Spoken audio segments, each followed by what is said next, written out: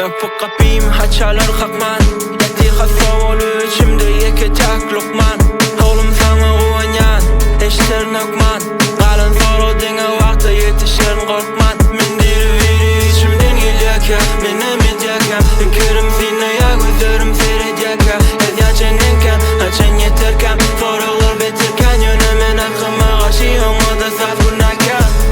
Aç gözümü arzularımıza yeter bir bakma Elim soğuk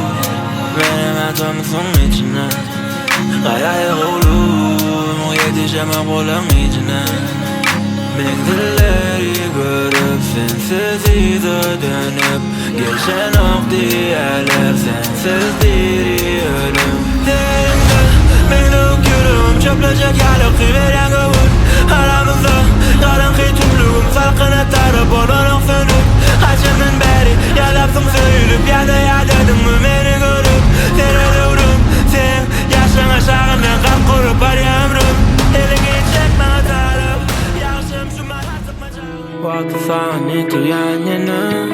Tezedin Benim zaman beni yan yanım Nezeden Sana tarıp ömrümle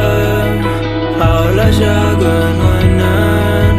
Sebiyatın çıkmaktan Yetip var ya ömrümden Kuşlarım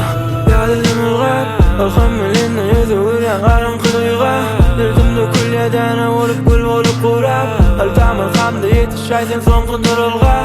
Yılgın varım soğutmalı yetin oğlum Ben dirildiğim düşürümde yaşayanının Kaçmana yerim yok ki Arzularının Diptiri dökül ya göz yaşım Yalvan akalım Hile tüyen yenide Yatmadık ya